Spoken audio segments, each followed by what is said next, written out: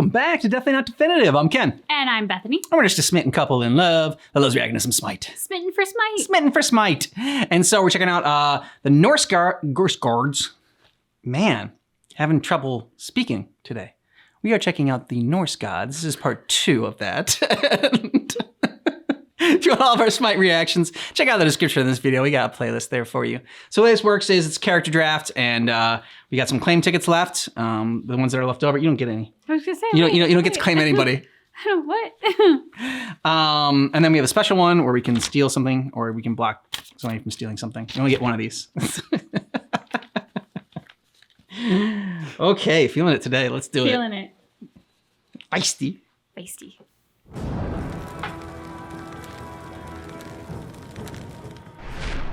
Welcome to the Smite God reveal for Sol, goddess of the sun. Okay then. Yeah. Oh, she's got like the evil music too, or something like that. Intense. I'm taking her. When her brother came into this world, radiant, glorious beings. So enamored with them, their father arrogantly named each after a sacred heavenly body. He for the moon, and she the sun. Mani was contemplative, obedient, calm. She was not. Sol, conversely, became willful, spirited, passionate. His children were everything a father could dream, but Odin and his ilk were not pleased.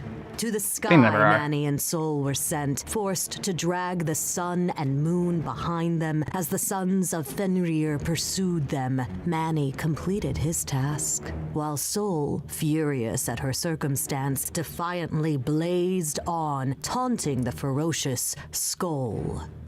Odin has never shown signs of regret for his decision. Now, war is upon the land, and his attentions are turned. Sol, normally confined to her chariot, has found a way to send her flaming essence to the battlefield. To the casual observer, the combat, the bloodshed, may all seem just a game to Sol, but she is driven by an age-old grudge and a desire to be free. I like feisty women, what can I say?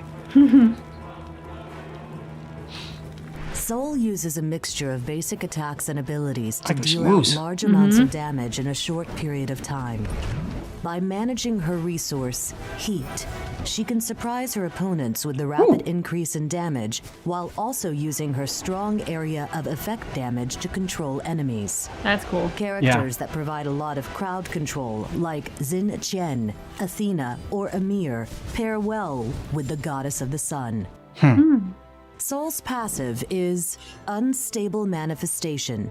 As Sol uses abilities and lands basic attacks, she empowers her manifestation with heat. Does she do like a handstand split? That's what I kept thinking I was seeing too. Heat, okay. It goes so fast. Attack speed and magical power. At max heat, she gains a massive boost to her basic attacks. Heat can fade over time. Sol's first ability is Radiance. Sol burns bright, gaining a large amount of heat and igniting the ground around her. Enemies caught in this field take a large amount of damage, and on cast, Sol heals herself for some of her missing health.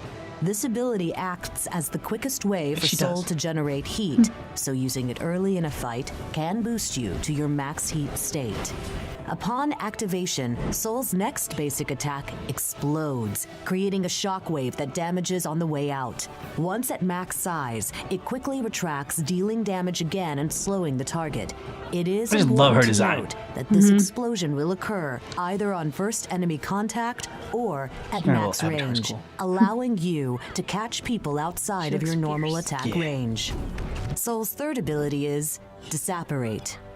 Upon activation, Sol begins burning down her manifestation, gaining increased movement speed and being immune to all movement penalties. During this, she will also leave a trail of fire behind her. After 3 seconds, she will have burnt down all of her manifestation, becoming incorporeal, being immune to everything. Additionally, Sol explodes the trail of fire, stunning enemies on the path. She can choose to leave this form early. It is important to know that this skill makes you immune to your basic attack movement penalty, as well as making you immune to beneficial effects once you have become incorporeal. Soul's ultimate is Supernova. Soul calls down Fitting. 8 strikes from the sky onto her enemies. Enemies hit will take massive damage and be knocked back. If hit again, they will only take 20% of the initial hit as damage. Not gonna lie, a little disappointed in her This ability is ultimate. cast through a how painting cool she is. styling targeter, allowing you to paint the path of the 8 strikes. This allows you to throw them all in a large line in a small area, or even around corners to catch hiding gods. So happy. Welcome to the Smite God reveal for Ullr, the glorious one. Oh, he's gonna have an ego. In Smite, Ullr strikes down his opponents as a hunter.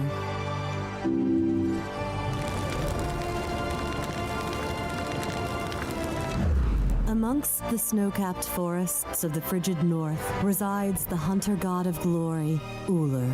Reserved, secretive, Ullr does not represent the tankard-downing, boast-bellowing contemporaries of the Norse pantheon, but pays respectful tribute to glory in all its forms. Glory is in the silence of snowfall, in the honorable victory earned from single combat, in the perfect curve of a yew bow firing an arrow true. Dotted across the lands of the faithful, shrines to Ullr can be found in remote, secluded hideaways. It is there that glory is found in the sanctity of a vow, once sworn, never broken, and bound by a ring no matter how crude, then buried in the earth to weather the One ages ring of to rule time. them all. Though rarely spoken of, he is highly regarded, even among the gods. For it is Ullr, not one of Odin's sons, that tends the throne of Asgard while the All-Father is away. Other gods might use the opportunity to Interesting. abuse the power, but Ullr's rule is merely an extension thereof, so much so that only the innermost circle even know that Odin is gone.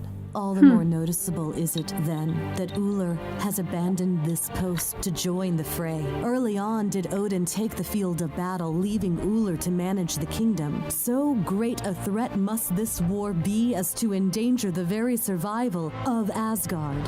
Whatever the reason, Ullr comes to preserve glory, which for him may be the whole world.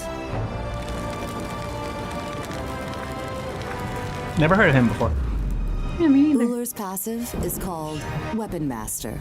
When Ullr uses an ability in either stance, his cooldowns in the opposite stance are reduced. His first ability is called Bladed Arrow. Ullr fires Can I a kill a little bladed girl? arrow in a line, dealing damage and passing through all targets Looks like hit. it. Okay. In his melee stance, But she Ullr kinda looks throws like an axe Annabelle, in a so line, maybe it's a hitting good a thing. single target, dealing damage, and stunning the target. Not impressed with your opponent so His far. second ability is called Yeah. Expose Weakness. Ullr gains bonus physical power. In his melee stance, he gains bonus move speed. She has a little wolf type? Ullr's third ability is called Hail of Arrows. Ullr fires a volley at his target location, dealing damage. In his melee stance, Ullr leaps to his target location, dealing that's kinda cool. damage in an AoE on arrival. Ullr's ultimate is called Wield Axes. Ullr uses his axes, gaining additional life steal. In his range stance, Ullr uses his yew bow, That's it? gaining additional attack speed. Alright, Ullr, so. you go undrafted for now. Yeah. Sorry. dude. Welcome to the Smite God reveal for Freya, Queen Yes. of Valkyries.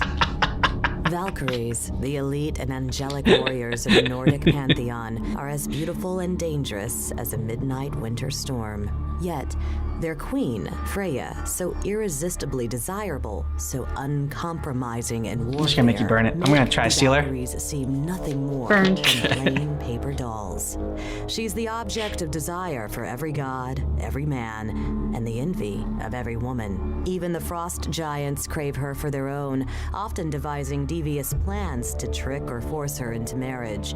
But Freya is proud and strong, with the cunning to escape her enemies and ruthlessly retaliate. Every rose bears thorns, but this one wields swords.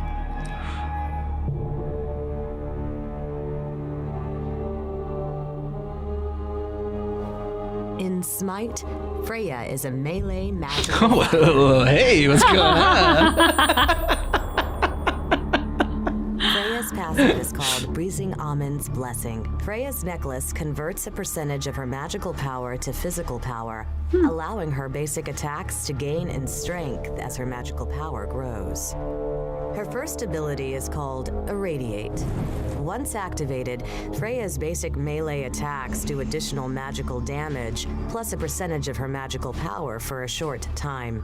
If her second ability, Pulse, is also activated, this bonus damage is reduced. Her second ability is called Pulse. Once activated, Freya's basic melee attacks become ranged attacks for a short time. These attacks also do additional magical damage and slow the target and nearby enemies. If Irradiate is also active, the ranged attacks no longer affect nearby enemies or slow. Also, the bonus damage is reduced. Freya's third ability is called Banish. When cast at her ground target, all enemies in the radius are lifted into the air, where they stay for the duration of the ability, unable to perform any action or take any new hits. Oh, that's pretty cool. Freya's ultimate ability is called Paralyze them for a little bit. Valkyrie's Discretion. Freya uses her cloak of feathers to fly above the battle, raining down magical attacks from above while being immune to all attacks. Okay. She had a cool design for you. Great lore. Welcome to the Smite God reveal for Loki, the trickster god. Ooh. Interesting design for Loki. It's a word used to describe those that break the rules, that take what they want and care nothing for those hurt Is he a little hand buzzer? along the way. Loki, the trickster god, would say villainy is nothing more than a point of view. Some fools are simply too mindless to seize opportunity. Of course, with Loki now on the loose, the implications are dire. The end of times may be at hand. The final battle, Ragnarok, possibly on the horizon, for it was foretold that Loki would break free of his prison and herald the horrific final battle that would leave the gods slain, the heavens sundered, and the world in ashes. None are more eager for that time of chaos than Loki. In Smite, Loki is a melee physical fighter.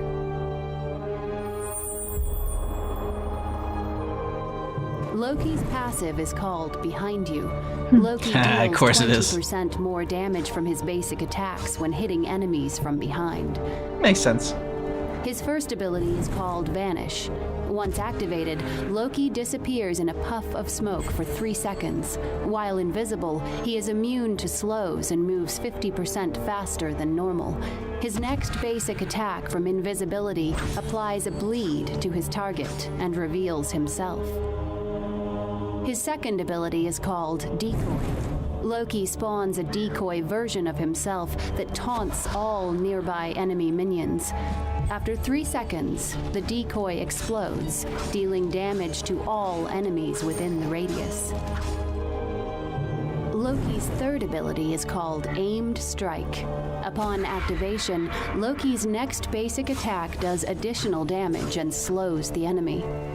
Loki's ultimate ability is called Assassinate. Upon activation, Loki teleports to his ground target location.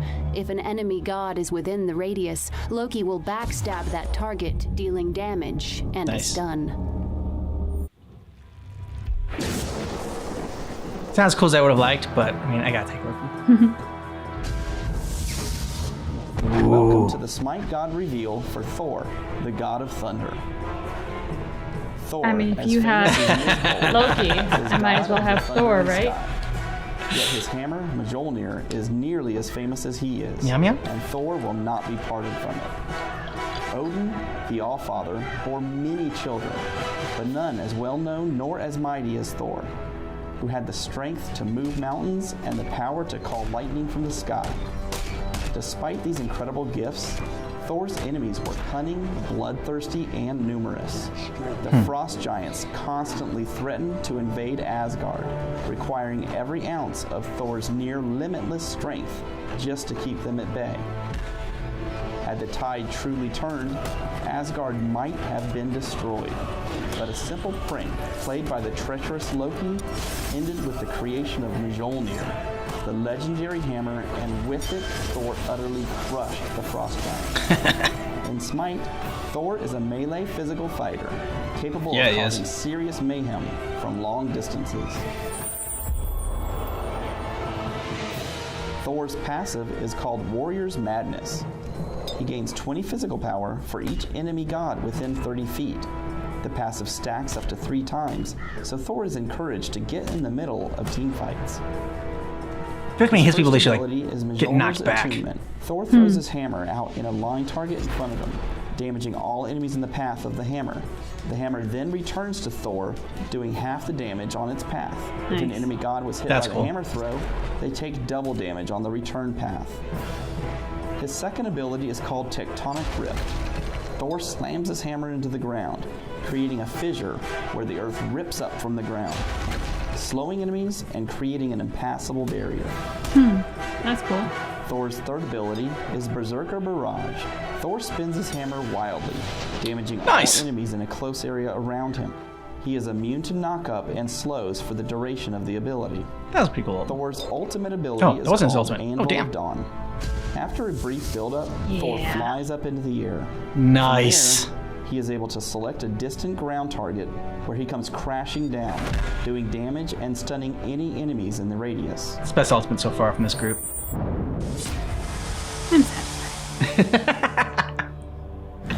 Welcome to the Smite God reveal for Tyr, the Lawgiver.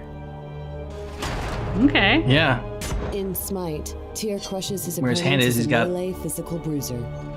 Basically, was that probably Fenrir? Yeah. Since Tyr, that's one took the hand. embodiment of mankind's impossible Impressive ideals. sword he's got too. Man is a malleable creature, but a god is stone, shaped only by the harsh weather of expectation, and none have a greater burden of expectation than Tyr. For he is courage, he is honor, he is justice. Courage is not the absence of fear, but the will to face the frightening. Fenrir, the mighty wolf, was foretold to wreak such devastations on the gods that they sought to bind him. Tyr, clothed in courage, brought the beast to their prison, where the gods prepared shackles. Honor is not a stubborn oath, but the integrity to uphold what is right, even when it is not easy. Under the guise of a test of strength, twice the gods bound Fenrir, and twice he broke free. On the third attempt, Fenrir sensed a trick and demanded one of the gods place their hand into his mouth. If the binding proved magical, Fenrir would take the hand. Tyr agreed. Justice is not adherence to the law, but a code of fairness and morality. Bound by the mystical ribbon, Fenrir devoured Tyr's hand. It was the price to be paid, and Tyr paid it willingly. Even Fenrir deserved justice. One-handed, Tyr is worshipped as a pinnacle of righteousness, called upon for valor in battle, balance in law, and the fortitude to face the impossible. As the cloud of war blackens the world and fear grips the people, Tyr is stooped by the weight of expectation, for he is courage, he is honor, he is justice. Tyr's passive is called Unyielding. Stuns, taunts, fears, and mesmerize cannot affect Tyr longer than 1 second. His first ability is called Fearless. I like this stage damaging they got going on. In assault stance, Tyr pushes all enemies along with him, hitting them It's twice like a medieval and knocking jousting. them up in the air. In his guard stance, Tyr hits each enemy only once, passing through all enemies and knocking them away. His second ability is called Power Cleave. Tyr makes a massive melee attack, hitting all enemies within a 180-degree cone. In assault stance, enemies that are knocked up in the air are knocked away. In guard stance, Tyr heals for each enemy hit. Tyr's third ability is called Stance Change. Tyr changes between assault and guard stances. Changing stances refreshes the cooldown on Fearless and Power Cleave. In assault stance, physical power is gained. In guard stance, protections are gained. Tyr's ultimate is called Lawbringer. Good name. Tyr leaps through the air, bringing indiscriminate justice upon all enemies in the target area. All right, you know and what? Slowing them. Tyr, you're a little bit too good for me, but I like the big ass sword you got. For judgment, monster. Okay, Anubis. Unworthy. Whoa. Okay. My life is death. Each day, each millennia. Eons pass, and yet I cannot. When will it end? How much more am I doomed to suffer? No more.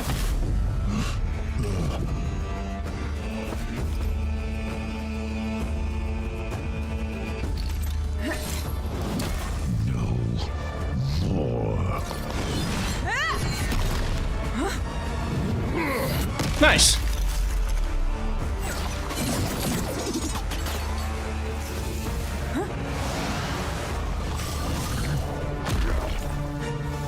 Are you prepared for judgment, monster?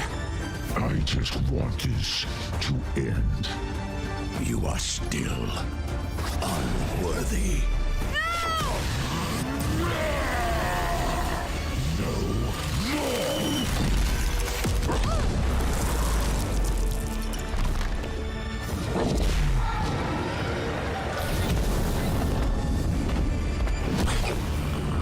Who are you?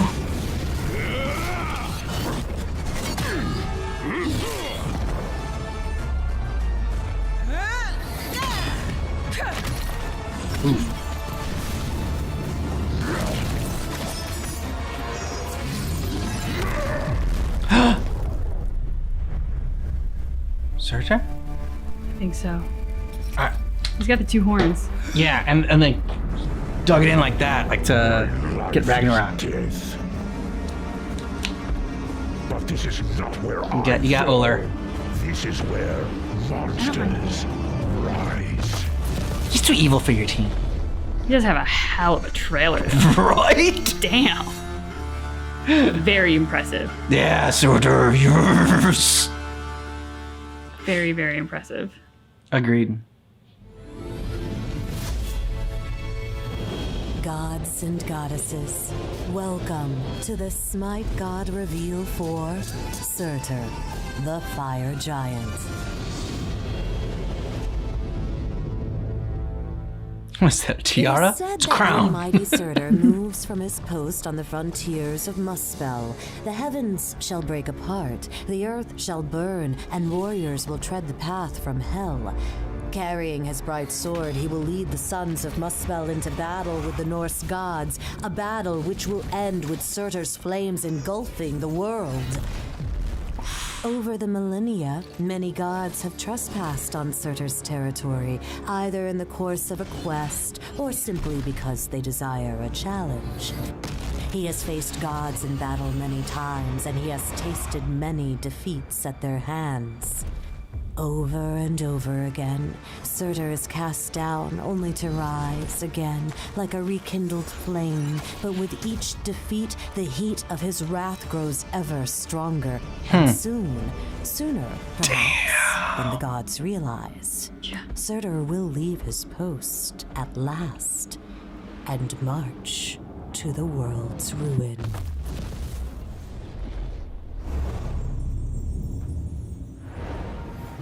Surtr's passive is Obsidian Flesh. Surtr's flesh is made of obsidian and cracks into fragments when he takes too much damage. Surtr can pick up these pieces to gain health over time, as well as a protections buff for a short duration. Enemies can destroy these fragments by walking over them. Surtr's first ability is Flames of Muspel. Surtr sets his sword ablaze, gaining haste while this buff is active. Surtr's next successful basic attack will deal bonus magical damage, ignite the target, causing them to take damage over time, as well as spawning a fiery imp. Yes, he gets a little imp! I was wondering if he has like a little guy. That's awesome! The burning effect is active. That is very Oh, fun. they'll hop away! They start attacking other shit. Surtr's second ability is Giant's Grasp. Surtr pulls the closest target to him, either an enemy lane minion, Bitch slaps a him. fiery imp, or a magma rock if neither are in range. Surtr then hurls the object forwards, dealing Throw the damage imp, throw the and imp! stunning Oh, enemies God. ahead. Yes! Each object has different projectile rules, but deals the same damage. Surtr's third ability Alright, he's my is second favorite after Ember Soul. Walk. Surtr's fury creates a ring of embers around him, providing a movement speed buff that Johnny increases Cash. for hitting additional enemies. The ring deals damage and slows enemies once as it expands or when fully And it formed, burn, and again when it burn. contracts. While formed, the outer ring The deals ring of continuous fire. damage to enemies inside. The ring can also pick up obsidian flesh fragments. Surtr's ultimate ability is Kicks End ass. of Days. Yes! After a short build-up, Surtr surges into the the air, ground. infusing into a large meteor. While in the air, Surtr is immune to damage and can choose where to come crashing down. Before landing, meteorites split off, targeting enemies sure in the on game the that's ground, pretty dealing great, damage and but- spawning fiery imps. I want him Surtr's to, like, stick meteor his sword in the ground. deals increased Mess shit up. damage and also knocks up enemies. All right. So, happy with my team. Freya is the one that I'm most jealous of that you got that I did not get. She is just, yeah, pretty amazing. Queen of the Valkyries. Yeah. Who's your queen? We just seen the Mortal Kombat trailer earlier for the with Sindel and whatnot and Raiden. So that's so a little callback there. That was good. Thanks. So also why we are drinking the MK margaritas as we watch this. Yep. Surtr, my second favorite after Soul. I love Soul's design. I thought it was so cool. Like it's even that picture when it first popped up. Like great introduction into the character. And Soul is one that I did not know much about at No. all in Norse mythology, and she is fascinating. Like Yeah. I would like to know more about her. I read a book on Norse mythology when we were doing God of War. yes, And that was fun. The author behind it was made the mythology very accessible and put the stories in sort of like easy to digest modern language, that even though we're talking about these ancient gods, they have sort of like very relatable modern day personalities that you can kind of like latch onto. And he put a lot of humor in there, which was enjoyable. One of the things that I got for Christmas was like this book that's, I kid you not, like this thick. It's huge, on Greek mythology. Yeah. And I've not taken the dive into it yet. I'm pacing myself on some of the shorter books first, just so I can say that I accomplished something this year with my reading list, because that book is so massive. I know it's going to take me a very long time, but I kind of want to find something like that for Norse mythology, so that some of these ones that are in Smite that I'm like, whoa, I never heard of this one. Who is this person? I can dive more into what their lore actually is and the mythology around them. yeah. Like I didn't know anything about Ullr. No, but I like him. Like, I'm like, why have we not heard about this guy? He seems like the first thing about him, the glorious god, where I'm like, oh, Yeah. he's going to have an ego. Like, great. But actually, the whole point about him is that he doesn't think of himself as glorious. He sees the glory in other things, and he pays tribute to it. And I was like, oh, how have we not heard of this person? He sounds amazing. She says it now because he's on our team, and so she's got to like talk him up and whatnot. But he went undrafted for. He only went undrafted because I had one payment left to give, and I had no idea who was coming. And actually, when Tyr was up, I was like, I don't know who's left. I could take Tyr, or I could take Ullr, because they kind of seem to me very similar in a lot of ways. Yeah. I was surprised you didn't take Tyr because like at least he had like a wolf hand, so I thought that was gonna tip you over. I'm like Tyr or Ullr. I'm like, I want Tyr more. So that's why I ended up grabbing Tyr. I was like, between the two of them, I want him more. I don't know, and I had 2 left, so I'm just like, at least I got one left, and then hopefully I can, and then when I realized it was Surtr there, which was a great cinematic. Well, that was the whole thing. Like when it was Tyr or Ullr, I was like, well, I'd probably choose Tyr over Ullr only because I have a little more familiarity. Yeah. And I love the idea of like the lawbringer, how he paid justice even to Fenrir. I'm like, ooh, this guy, I like him. Yeah. But I had no idea who was left. And so I didn't want to spend my payment if I was like, I like him, I could take him, versus like, oh, hell yeah, I have to have him. Like, that's how I felt about Freya. Freya was not going to go undrafted. When Surtr came up, Surtr's probably not for my team. He's not one of the good guys. I tend to draft the good guys. But I will say he had a freaking awesome introduction. Yes. And to see all the different gods there, not all of which I readily identified, but he was taking them down left and right with little to no effort, except for Anubis, who seemed to be the only one really giving him trouble. Yeah. But even then, like all that trouble that Anubis was giving him ultimately kind of like set him even freer and turned out to be a bad thing. Yeah. I would not have drafted him based on his character, but based on all the cinematics around him and stuff, yeah, that was, I mean, I gotta hand it to you. That was very impressive. Yeah, he was very impressive. So let us know what you thought about this draft, and we got our full team down below in the description of this video, along with a link to Patreon where you can get early ad-free access to our reactions here. Yeah. And on our other channel, we have another channel to do movies and TV reactions, so you can get both of those. Yeah. And we also have a Smite playlist down below in the description of this video with all of our Smite reactions here, so you can see our full character draft if you want to go ahead, or you can just cheat and look in the description of the video. You can see who we drafted. It's either one. Yeah, and spooky season's coming up, so I'm just gonna like plant that little seed when it comes to our other channel and our Patreon, because I love scary movies. She does love scary movies. This is true. Let us know what you thought about this down below in the comments, and thanks so much for checking out our reaction for Smite Norse Gods. This is our character draft part 2, but just keep in mind that our reaction is definitely not definitive.